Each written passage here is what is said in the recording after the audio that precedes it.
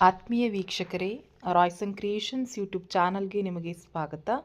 ಇಂದಿನ ಈ ವಿಡಿಯೋದಲ್ಲಿ 8ನೇ ತರಗತಿಯ ವಾರ್ಷಿಕ ಪರೀಕ್ಷೆಯ ಮಾದರಿ ಪ್ರಶ್ನೆ ಪತ್ರಿಕೆ 2025-26ರ ವಿಜ್ಞಾನ ವಿಷಯದ ಪ್ರಶ್ನೆ ಪತ್ರಿಕೆಯನ್ನು ಅವುಗಳ ಸಂಪೂರ್ಣ ಉತ್ತರಗಳೊಂದಿಗೆ ವಿಶ್ಲೇಷಣೆ ಮಾಡೋಣ. ಯಾರೆಲ್ಲ ಮೊದಲ ಬಾರಿ ನಮ್ಮ ಚಾನಲ್ ನೋಡ್ತಾ ಇದ್ದೀರಾ, ಸಬ್ಸ್ಕ್ರೈಬ್ ಮಾಡಿ ಹಾಗೂ ನಿಮ್ಮ ಫ್ರೆಂಡ್ಸಿಗೆ ಶೇರ್ ಮಾಡಿ. ಸೊ ಈಗ ಆಲ್ರೆಡಿ ನಿಮ್ಮ CA2 ಎಕ್ಸಾಮ್ಗೆ ನೀವು ಪ್ರಿಪೇರ್ ಆಗ್ತಾ ಇದ್ರೆ, ನಿಮ್ಮ ಫೈನಲ್ ಎಕ್ಸಾಮ್ಗೆ ಮಕ್ಕಳೇ. ಸೊ ಇದು ಒಂದು ಮಾಡೆಲ್ ಕ್ವಶನ್ ಪೇಪರ್ ಆಗಿರುತ್ತೆ. ಸೊ ಪ್ರಾಕ್ಟೀಸ್ ಮಾಡ್ಕೊಳ್ಳಿ ಅಂತ ಹೇಳ್ತಾ ಈ ಒಂದು ಪ್ರಶ್ನೆ ಪತ್ರಿಕೆನ ನಿಮ್ಮ ಜೊತೆ ಶೇರ್ ಮಾಡ್ತಾ ಇದ್ದೀವಿ. ಮೊದಲನೇದಾಗಿ ಫಸ್ಟ್ ಮೇನ್ ಸೂಕ್ತವಾದ ಉತ್ತರವನ್ನು ಆರಿಸಿ ಬರೆಯಿರಿ. ಸೊ ಇಲ್ಲಿ 16 ಪ್ರಶ್ನೆಗಳು ಬರ್ತಾ ಇದ್ದಾವೆ. ಮೊದಲನೇ ಪ್ರಶ್ನೆ, ಹೈಡ್ರೋಜನ್ ಉರಿಯುವುದು ಇಲ್ಲಿ ಉಂಟಾಗುವಂತಹ ದಹನ ಕ್ರಿಯೆಯ ವಿಧ ಅಂತ ಹೇಳಿ ಕೇಳಿದ್ದಾರೆ. ಸೊ ಮಂದ ದಹನ, ತೀವ್ರ ದಹನ, ಸ್ಫೋಟ ದಹನ, ಸ್ವಯಂ ಪ್ರೇರಿತ ದಹನ. ಎರಡನೇ ಪ್ರಶ್ನೆ, ಇವುಗಳಲ್ಲಿ ಬೆಂಕಿಯನ್ನು ಆರಿಸುವಂತಹ ಅನಿಲ carbon dioxide, oxygen, H2N2. Next, ನಿಶ್ಚಲ ಸ್ಥಿತಿಯಲ್ಲಿರುವ ಕಾಯವೊಂದು ಆ ಕ್ಷಣದಲ್ಲಿ ಚಲಿಸಲಾರಂಭಿಸಲು ಬೇಕಾದಂತಹ ಬಲ. ಸೊ ನಿಶ್ಚಲ ಸ್ಥಿತಿಯಲ್ಲಿದೆ, ಸೊ ಅದು ಕ್ಷಣದಲ್ಲಿ ಚಲಿಸಲಾರಂಭಿಸಲು ಬೇಕಾಗಿರುವಂಥದ್ದು ಜಾರು ಘರ್ಷಣೆ, ಸ್ಥಾಯಿ ಘರ್ಷಣೆ, ಮೇಲ್ಮೈ ಎಳೆತ, ಉರುಳು ಘರ್ಷಣೆ ಅಂತ ಹೇಳಿ ಕೇಳಿದ್ದಾರೆ. ಸೊ ಅದರಲ್ಲಿ ಕರೆಕ್ಟಾಗಿರುವ ಆನ್ಸರನ್ನು ಸೆಲೆಕ್ಟ್ ಮಾಡಬೇಕು. ಸೊ ಮುಂದಿನ ವಿಡಿಯೋದಲ್ಲಿ ನಾನು ಕಂಪ್ಲೀಟ್ ಕೀ ಆನ್ಸರ್ ಶೇರ್ ಮಾಡ್ತೀನಿ. ನಾಲ್ಕನೇ ಪ್ರಶ್ನೆ, ಇವುಗಳಲ್ಲಿ ಘರ್ಷಣಾ ಬಲ ಅತ್ಯಂತ ಕನಿಷ್ಠವಾಗಿರುವುದು. ಸೊ ಯಾವುದರಲ್ಲಿ ಕನಿಷ್ಠವಾಗಿರ್ತದೆ ನೋಡಿ, 4 ಆಪ್ಷನ್ ಇದೆ. ಅಮೃತದ ಶಿಲೆಯ ನೆಲದ ಮೇಲೆ, ಮರದ ಹಲಗೆಯ ಮೇಲೆ, ಆಟದ ಮೈದಾನದಲ್ಲಿ, ಮರಳು ಭರಿತ ಸಮುದ್ರ ತೀರದಲ್ಲಿ. ನೆಕ್ಸ್ಟ್ 5ನೇ ಪ್ರಶ್ನೆ, ಅಪಾಯಕ್ಕೊಳಗಾದ ಎಲ್ಲ ಪ್ರಾಣಿಗಳ ಮತ್ತು ಸಸ್ಯಗಳ ದಾಖಲೆಯನ್ನು ಒಳಗೊಂಡಿರುವಂತಹ ಆಕಾರ ಗ್ರಂಥ ಕೇಳಿದರೆ ದಾಖಲೆ ಪುಸ್ತಕ, ಕೆಂಪು ದತ್ತಾಂಶ ಪುಸ್ತಕ, ಕಿತ್ತಳೆ ದತ್ತಾಂಶ ಪುಸ್ತಕ, ವಿಶ್ವ ದಾಖಲೆ ಪುಸ್ತಕ. ಸೊ ಇದು ಕೆಂಪು ದತ್ತಾಂಶ ಪುಸ್ತಕ ಮಕ್ಕಳ. ನೆಕ್ಸ್ಟ್ 6ನೆಯ ಪ್ರಶ್ನೆ, ತಾವು ತಿನ್ನುವ ಆಹಾರದ ಬಗ್ಗೆ ಹದಿಹರಿಯದವರು ಜಾಗರೂಕರಾಗಿರಬೇಕು. ಯಾಕೆ 4 ಆಪ್ಷನ್ ಕೊಟ್ಟಿದ್ದಾರೆ ನೋಡಿ. ಸರಿಯಾದ ಆಹಾರವು ಅವರ ಮೆದುಳಿನ ಬೆಳವಣಿಗೆಯನ್ನು ಉಂಟು ಮಾಡ್ತದೆ. ಎರಡನೇದು, ಅವರಲ್ಲಿ ನಡೆಯುತ್ತಿರುವಂಥ ಕ್ಷಿಪ್ರ ಬೆಳವಣಿಗೆಗೆ ಸರಿಯಾದ ಆಹಾರ ಬೇಕಾಗ್ತದೆ. ಆಪ್ಷನ್ ಸಿ, ಹದಿಹರೆಯದವರು ಎಲ್ಲ ಸಮಯದಲ್ಲೂ ಹಸಿದುಕೊಂಡಿರುವುದಾಗಿ ಭಾವಿಸುತ್ತಾರೆ. 4ನೇ ಆಪ್ಷನ್ನು, ಹದಿಹರೆಯದವರಲ್ಲಿ ರುಚಿ ಮೊಗ್ಗುಗಳು ಚೆನ್ನಾಗಿ ಅಭಿವೃದ್ಧಿಯನ್ನು ಹೊಂದುತ್ತವೆ. ಸೊ ಯಾಕೆ ಅಂತ ಹೇಳಿದರೆ option B is the right answer. ಯಾಕೆಂದರೆ ಅವರಲ್ಲಿ ನಡೆಯುತ್ತಿರುವಂಥ ಕ್ಷಿಪ್ರವಾದ ಬೆಳವಣಿಗೆಗೆ ಸರಿಯಾದ ಆಹಾರ ಬೇಕಾಗ್ತದೆ. ಹಾಗಾಗಿ ಅವರು ತಿನ್ನುವ ಆಹಾರದ ಮೇಲೆ ಜಾಗರೂಕರಾಗಿರಬೇಕು.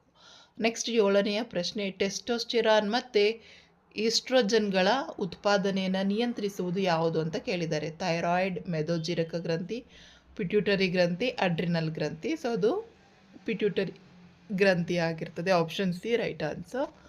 ನೆಕ್ಸ್ಟ್ 8ನೆಯ ಪ್ರಶ್ನೆ, ಇವುಗಳಲ್ಲಿ ರಸ್ತೆಯ ಮೇಲ್ಮೈ ನಿರ್ಮಾಣಕ್ಕೆ ಬಳಸುವಂತಹ ಪೆಟ್ರೋಲಿಯಂ ಘಟಕ ಕೇಳಿದ್ದಾರೆ. ಬಿಟುಮೆನ್, ಪೆಟ್ರೋಲ್, ಡೀಸೆಲ್, ಸೀಮೆಎಣ್ಣೆ. So bitumen is the right answer. Next 9ನೇ ಪ್ರಶ್ನೆ, ಶಬ್ದವು ಇದರ ಮೂಲಕ ಪ್ರಸಾರ ಆಗುವುದಿಲ್ಲ. ಅನಿಲ, ಘನ, ದ್ರವ, ನಿರ್ವಾತ. ಸೊ ನಿರ್ವಾತದಲ್ಲಿ ಶಬ್ದ ಪ್ರಸಾರ ಆಗೋದೇ ಇಲ್ಲ. ನೆಕ್ಸ್ಟ್ 10ನೆಯ ಪ್ರಶ್ನೆ, ಕೆಳಗಿನವುಗಳಲ್ಲಿ ಹೆಚ್ಚಿನ ಘೋಷದ ಶಬ್ದ ಉಂಟು ಮಾಡುವ ಅಲೆ ಮತ್ತು ಅದಕ್ಕೆ ಸೂಕ್ತ ಕಾರಣ ಕೇಳಿದ್ದಾರೆ. 2 ಚಿತ್ರಗಳನ್ನು ನೋಡಿ ಮಕ್ಕಳ. ಸೊ ಇದರಲ್ಲಿ ಮೊದಲನೇದರಲ್ಲಿ ಪಾರ ಕಡಿಮೆ ಇದೆ, ಎರಡನೇದರಲ್ಲಿ ಪಾರ ಜಾಸ್ತಿ ಇದೆ. ಸೊ ಹಾಗಾಗಿ ಅವ್ರು ಕೇಳಿರೋದು ಯಾವುದು, ಶಬ್ದ ಉಂಟು ಮಾಡುವಂತಹ ಅಲೆ ಮತ್ತು ಅದಕ್ಕೆ ಸೂಕ್ತವಾದ ಕಾರಣವನ್ನು ಕೇಳಿದ್ದಾರೆ. ಸೊ ಇದರಲ್ಲಿ ಕ್ಯೂ ಶಬ್ದವನ್ನು ಉಂಟು ಮಾಡ್ತದೆ. ಮತ್ತು ಇದರಲ್ಲಿ ಯಾಕೆ ಅಂತ ಹೇಳಿದರೆ ಅದು ಹೆಚ್ಚಿನ ಪಾರವನ್ನು ಸಹ ಹೊಂದಿದೆ, ಅದೇ ರೀತಿ ಆವೃತ್ತಿಯನ್ನು ಹೊಂದಿದೆ. ಹಾಗಾಗಿ option C is the right answer. Next 11ನೇ ಪ್ರಶ್ನೆ, ವಿದ್ಯುತ್ತಿನ ಉತ್ತಮ ವಾಹಕಗಳಾಗಿರುವ ದ್ರಾವಣಗಳ ಸರಿಯಾದ ಗುಂಪು ಅಂತ ಕೇಳಿದರೆ ಉತ್ತಮ ವಾಹಕ ಆಗಿರಬೇಕು. ಸೊ ಇಲ್ಲಿ ಅಸವಿತ ನೀರು, ಹೈಡ್ರೋಕ್ಲೋರಿಕ್ ಆಮ್ಲ, ಸೋಡಿಯಂ ಹೈಡ್ರಾಕ್ಸೈಡ್ ಇದೆ. ನೆಕ್ಸ್ಟು ಹಾಲು, ಸಲ್ಫ್ಯೂರಿಕ್ ಆಮ್ಲ, ಮಳೆ ನೀರು. ಆಪ್ಷನ್ ಸಿನಲ್ಲಿ ಪೆಟ್ರೋಲ್, ಅಸವಿತ ನೀರು, ಉಪ್ಪಿನ ದ್ರಾವಣ ಇದೆ. ಡಿನಲ್ಲಿ ಸೀಮೆ ಎಣ್ಣೆ, ಗ್ಲೂಕೋಸ್ ದ್ರಾವಣ, ನಲ್ಲಿ ನೀರು ಅಂತ ಇದೆ ಮಕ್ಕಳ. ನೆಕ್ಸ್ಟ್ 12ನೇ ಪ್ರಶ್ನೆ, ಕ್ರೋಮಿಯಂನಿಂದ ತಯಾರಿಸುವ ಬದಲು ಕಾರಿನ ಭಾಗಗಳು, ಸ್ನಾನಗೃಹದ ನಲ್ಲಿಗಳು, ಸೈಕಲ್ ಹ್ಯಾಂಡಲ್ಗಳು, ಸೈಕಲ್ ಚಕ್ರದ ರಿಮ್ಗಳು ಹಾಗೂ ಇತರೆ ಅನೇಕ ವಸ್ತುಗಳಿಗೆ ಕ್ರೋಮಿಯಂನ ಲೇಪನವನ್ನು ಮಾಡುತ್ತಾರೆ ಏಕೆ ಅಂತ ಕೇಳಿದ್ದಾರೆ.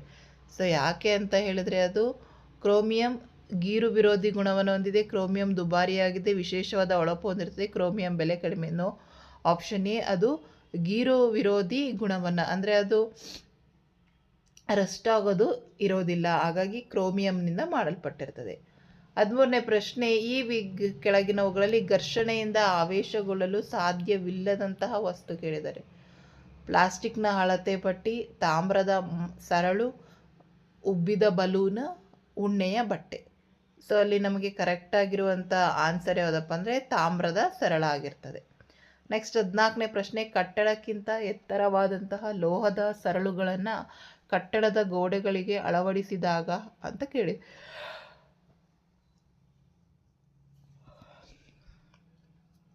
ಸೊ ಕಟ್ಟಡಕ್ಕಿಂತ ಎತ್ತರವಾದ ಲೋಹದ ಸರಳನ್ನು ಕಟ್ಟಡದ ಗೋಡೆಗಳಿಗೆ ಅಳವಡಿಸಿದಾಗ ಏನಾಗ್ತದೆ? ಕಟ್ಟಡಕ್ಕೆ ಸದೃಢತೆಯನ್ನು ನೀಡುತ್ತದೆ, ಕಟ್ಟಡವನ್ನು ಮಳೆಯಿಂದ ರಕ್ಷಿಸುತ್ತದೆ, ಅಧಿಕ ಪ್ರಮಾಣದ ವಿದ್ಯುತ್ ಆವೇಶಗಳನ್ನು ನೆಲಕ್ಕೆ ಹರಿಸುತ್ತದೆ, ಕಟ್ಟಡದ ಅಂತಸ್ತನ್ನು ಹೆಚ್ಚಿಸಲು ನೆರವಾಗ್ತದೆ.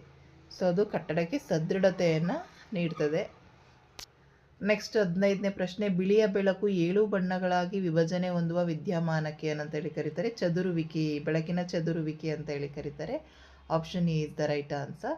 16th ಕ್ವಶನ್, ಪತನ ಕಿರಣ ಮತ್ತು ಪ್ರತಿಫಲನ ಕಿರಣಗಳ ನಡುವಿನ ಕೋನ 90 ಡಿಗ್ರಿ ಆದರೆ, ಪತನ ಕೋನ ಕಿರಣ ಮತ್ತು ಪ್ರತಿಫಲಿತ ಕಿರಣಗಳ ನಡುವಿನ ಕೋನ 90 ಆದರೆ ಪತನದ ಕೋನದ ಬೆಲೆ ಅಂತ ಕೇಳಿದ್ದಾರೆ ಮಕ್ಕಳ. ಸೊ ಹಾಗಾಗಿ ನಮಗಲ್ಲಿ 45 ಡಿಗ್ರಿ, 90 ಡಿಗ್ರಿ, 60 ಡಿಗ್ರಿ, 180 ಡಿಗ್ರಿ ಇದೆ. ನೆಕ್ಸ್ಟ್ ಸೆಕೆಂಡ್ ಮೇನ್ ಕೆಳಗಿನ ಪ್ರಶ್ನೆಗಳಿಗೆ ಉತ್ತರಿಸಿ. 17ನೇ ಪ್ರಶ್ನೆ, ವಿದ್ಯುತ್ ಲೇಪನ ಕ್ರಿಯೆ ಎಂದರೇನು?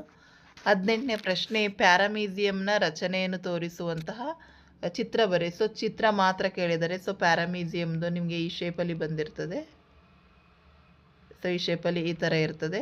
ಸೊ ಸೀಲಿಯರಿ ಇದನ್ನೆಲ್ಲ ನೀಟಾಗಿ ಬಿಡಿಸಿ. ನೆಕ್ಸ್ಟ್ 19ನೇದು, ಭೂಕಂಪದ ಸಂದರ್ಭಗಳಲ್ಲಿ ಮನೆಯಲ್ಲಿದ್ದು ನಿಮ್ಮನ್ನು ನೀವು ರಕ್ಷಿಸಿಕೊಳ್ಳಲು ಏನು ಮಾಡಬೇಕು? ನೆಕ್ಸ್ಟ್ 20ನೇ ಪ್ರಶ್ನೆ, ಆರೋಗ್ಯವಂತ ವಯಸ್ಕನಿಗೆ ಕಣ್ಣು ವಸ್ತುಗಳನ್ನು ಸ್ಪಷ್ಟವಾಗಿ ನೋಡಬೇಕಾದ ಕನಿಷ್ಠ ದೂರ ಎಷ್ಟು ಕೇಳಿದ್ದಾರೆ? ಆರೋಗ್ಯವಾದ ವಯಸ್ಕನಿಗೆ ಕಣ್ಣು ವಸ್ತುಗಳನ್ನು ಸ್ಪಷ್ಟವಾಗಿ 25 ಸೆಂಟಿಮೀಟರ್ ಇಸ್ ಕರೆಕ್ಟ್ ಆನ್ಸರ್, ಕನಿಷ್ಠ ದೂರ. ನೆಕ್ಸ್ಟು ಥರ್ಡ್ ಮೇನ್ ಕೆಳಗಿನ ಪ್ರಶ್ನೆಗಳಿಗೆ ಉತ್ತರಿಸಿ. 21ನೆಯ ಪ್ರಶ್ನೆ, ಅಪಘರ್ಷಕಗಳು ಘರ್ಷಣೆಗಳನ್ನು ಹೇಗೆ ಕಡಿಮೆ ಮಾಡುತ್ತವೆ? ಉದಾಹರಣೆಯೊಂದಿಗೆ ವಿವರಿಸಿ. ಅಥವಾ ಆಟಗಾರರು ಸ್ಪೈಕ್ಸ್ ಇರುವಂತಹ ಬೂಟುಗಳನ್ನು ಏಕೆ ಧರಿಸುತ್ತಾರೆ ಎಂದು ವಿವರಿಸಿ. 22ನೇ ಪ್ರಶ್ನೆ, ನುಣುಪಾದ ಮೇಲ್ಮೈ ಮೇಲಿನ ಬೆಳಕಿನ ನಿಯತ ಪ್ರತಿಫಲವನ್ನು ತೋರಿಸುವ ಚಿತ್ರ ಬರೆಯಿರಿ. ಪ್ರತಿಫಲಿತ ಕಿರಣಗಳನ್ನು ಗುರುತಿಸಿ. 23ನೇದು, ಲೈಂಗಿಕ ಹಾರ್ಮೋನುಗಳು ಎಂದರೇನು? ಅವುಗಳನ್ನು ಹಾಗೆ ಏಕೆ ಹೆಸರಿಸಲಾಗಿದೆ? ಅವುಗಳ ಕಾರ್ಯಗಳನ್ನು ತಿಳಿಸಿ. ಅಥವಾ ಹುಟ್ಟುವ ಮಗುವಿನ ಲಿಂಗ ನಿರ್ಧರಣೆಯನ್ನು ಹೇಗೆ ಮಾಡುತ್ತಾರೆ? ವಿವರಿಸಿ. 24ನೇ ಪ್ರಶ್ನೆ, ಒಂದು ಲೋಲಕವು 3 ಸೆಕೆಂಡಲ್ಲಿ 60 ಬಾರಿ ಆಂದೋಲನಗೊಳ್ಳುತ್ತದೆ. ಅದರ ಕಾಲಾವಧಿ ಮತ್ತು ಆವೃತ್ತಿಯನ್ನು ಕಂಡುಹಿಡಿಯಿರಿ. ಅಥವಾ ಎ ಉಪಕರಣವು 6 ಸೆಕೆಂಡುಗಳಲ್ಲಿ 300 ಬಾರಿ ಆಂದೋಲನವಾಗುತ್ತದೆ ಮತ್ತು ಬಿ ಉಪಕರಣವು 20 ಸೆಕೆಂಡುಗಳಲ್ಲಿ 300 ಬಾರಿ ಆಂದೋಲನಗೊಳ್ಳುತ್ತದೆ. ಯಾವ ಉಪಕರಣ ಉತ್ಪತ್ತಿ ಮಾಡುವ ಶಬ್ದಶ್ರವ್ಯ ಮತ್ತು ಯಾವ ಉಪಕರಣ ಉತ್ಪತ್ತಿ ಮಾಡುವ ಶಬ್ದಶ್ರವ್ಯವಲ್ಲದ್ದು? ನಿಮ್ಮ ಉತ್ತರವನ್ನು ಲೆಕ್ಕಾಚಾರದ ಮೂಲಕ ಸಾಧಿಸಿ. 25ನೇದು, ಸಂರಕ್ಷಿತ ಅರಣ್ಯಗಳು ಕೂಡ ವನ್ಯಜೀವಿಗಳಿಗೆ ಸುರಕ್ಷಿತವಾಗಿ ಉಳಿದಿಲ್ಲ. ಈ ಹೇಳಿಕೆಯನ್ನು ವೈಜ್ಞಾನಿಕವಾಗಿ ಸಮರ್ಥಿಸಿ. 26ನೇ ಪ್ರಶ್ನೆ, ವಾಹನಗಳಲ್ಲಿ CNG ಬಳಕೆಯನ್ನು ಉತ್ತೇಜಿಸಲಾಗುತ್ತಿದೆ, ಕಾರಣ ಕೊಡಿ ಅಂತ ಕೇಳಿದ್ದಾರೆ. Next fourth main. ಸೊ ಇಲ್ಲಿ ನಮಗೆ 3 ಅಂಕದ ಪ್ರಶ್ನೆಗಳು ಬರ್ತದೆ. 27ನೇ ಪ್ರಶ್ನೆ, ಪ್ರತಿಜೈವಿಕಗಳು ಎಂದರೇನು? ಪ್ರತಿಜೈವಿಕಗಳನ್ನು ತೆಗೆದುಕೊಳ್ಳುವಾಗ ಯಾವ ಮುನ್ನೆಚ್ಚರಿಕೆಯನ್ನು ತೆಗೆದುಕೊಳ್ಳಬೇಕು? ಅಥವಾ ಕಾರಣ ಕೊಡಿ ಕೇಳಿದರೆ, ಆಹಾರವನ್ನು ಯಾವಾಗಲೂ ಮುಚ್ಚಿಡಬೇಕು, ಪಾಶ್ಚರೀಕರಿಸಿದ ಹಾಲನ್ನು ಕುದಿಸದೆ ಸೇವಿಸಬಹುದು. ನೆಕ್ಸ್ಟ್ ಜಾಮ್, ಜೆಲ್ಲಿ ಮತ್ತು ಹಣ್ಣಿನ ರಸಗಳು ಸಕ್ಕರೆಯಿಂದ ಸಂರಕ್ಷಿಸಲಾಗುತ್ತದೆ. 28ನೇ ಪ್ರಶ್ನೆ, ಮೇಣದ ಬತ್ತಿಯ ಜ್ವಾಲೆಯ ವಿವಿಧ ವಲಯಗಳನ್ನು ತೋರಿಸುವ ಚಿತ್ರವನ್ನು ಕೇಳಿದರೆ ಈಸಿ ಇದೆ. 29ನೇದು, ನಿಮಗೆ ನೀಡಲಾಗಿರುವ ಹೆಣ್ಣು ಸಂತಾನೋತ್ಪತ್ತಿ ವ್ಯೂಹದ ಚಿತ್ರವನ್ನು ಗಮನಿಸಿ ಕೆಳಗಿನ ಪ್ರಶ್ನೆಗಳಿಗೆ ಉತ್ತರಿಸಬೇಕು. ಇಲ್ಲಿ ಎ ಮತ್ತು ಬಿಗಳನ್ನು ಹೆಸರಿಸಿ ಅಂತ ಹೇಳಿ ಕೇಳಿದ್ದಾರೆ ಮಕ್ಕಳ. ನೆಕ್ಸ್ಟು ಬಿ ಕಾರ್ಯವನ್ನು ಬರೆಯಿರಿ ಅಂತ ಕೇಳಿದ್ದಾರೆ. ನೆಕ್ಸ್ಟು ಮನುಷ್ಯರಲ್ಲಿ ಉಂಟಾಗುವ ನಿಷೇಚನದ ಪ್ರಕಾರ ಹೆಸರಿಸಲಿಕ್ಕೆ ಕೇಳಿದ್ದಾರೆ. 4 ಅಂಕದ ಪ್ರಶ್ನೆಗಳು ಬರ್ತದೆ ಮಕ್ಕಳ. ಪ್ರಶ್ನೆ: ಈ ಕೆಳಗಿನ ಬಲಗಳನ್ನು ಸಂಪರ್ಕ ಬಲ ಮತ್ತು ಸಂಪರ್ಕರಹಿತ ಬಲಗಳನ್ನಾಗಿ ವರ್ಗೀಕರಿಸಿ ಮತ್ತು ನಿಮ್ಮ ಉತ್ತರಕ್ಕೆ ಕಾರಣ ಕೊಡಿದರೆ. ಘರ್ಷಣಾ ಬಲ, ಕಾಂತೀಯ ಬಲ, ಸ್ಥಾಯಿ ಬಲ, ಸ್ನಾಯು ಬಲ. ಅಥವಾ ಬಲ ಎಂದರೇನು, ವಸ್ತುವಿನ ಮೇಲೆ ಬಲವು ಉಂಟು ಮಾಡುವ ಪರಿಣಾಮವನ್ನು ಪಟ್ಟಿ ಮಾಡಲಿಕ್ಕೆ ಹೇಳಿದ್ದಾರೆ. ನೆಕ್ಸ್ಟ್ ಲಾಸ್ಟ್ ಕ್ವಶನ್ನು, ಕೆಳಗಿನ ಪ್ರಶ್ನೆಗೆ ಉತ್ತರಿಸಿ. 31ನೇ ಪ್ರಶ್ನೆ. ಎ ಪ್ರಶ್ನೆ: ರಸಗೊಬ್ಬರಗಳು ಮತ್ತು ಸಾವಯವ ಗೊಬ್ಬರಗಳ ನಡುವೆ 3 ವ್ಯತ್ಯಾಸ ತಿಳಿಸಿ. ಬಿ ಪ್ರಶ್ನೆ: ಸಾವಯವ ಗೊಬ್ಬರಗಳ ಬಳಕೆಯ ಅನುಕೂಲತೆಯನ್ನು ಪಟ್ಟಿ ಮಾಡಿ. ಸೊ ಇದಿಷ್ಟು ನಿಮಗೆ ಕಂಪ್ಲೀಟಾಗಿ ಈ ಒಂದು ಪ್ರಶ್ನೆ ಪತ್ರಿಕೆಯಲ್ಲಿ ಕೇಳಿರುವಂತಹ ಕ್ವಶನ್ಸ್ಗಳಾಗಿತ್ತು ಮಕ್ಕಳ. ಸೊ ಈಸಿ ಇದೆ. ಸೊ ಇದರ ಕೀ ಆನ್ಸರ್ಸನ್ನು ನಾನು ನನ್ನ ಕಂಪ್ಲೀಟ್ ಮುಂದಿನ ವಿಡಿಯೋದಲ್ಲಿ ನಿಮ್ಮ ಜೊತೆ ಶೇರ್ ಮಾಡ್ತೀನಿ ಮಕ್ಕಳ. ಸೊ ಕ್ವಶನ್ ಆನ್ಸರ್ಸ್ನ ಪ್ರಾಕ್ಟೀಸ್ ಮಾಡ್ಕೊಳ್ಳಿ. ಡಿಸ್ಕ್ರಿಪ್ಷನಲ್ಲಿ ಕ್ವಶನ್ ಪೇಪರ್ ಇರುತ್ತೆ. ಸೊ ಹಾಗಾಗಿ ನಿಮ್ಗೆ ಎಕ್ಸಾಮ್ಗೆ ಯೂಸ್ಫುಲ್ ಆಗ್ತದೆ ಅಂತ ಹೇಳ್ತಾ ವಿಡಿಯೋನ ಎಂಡ್ ಮಾಡ್ತಾಯಿದ್ದೀನಿ. Thank you.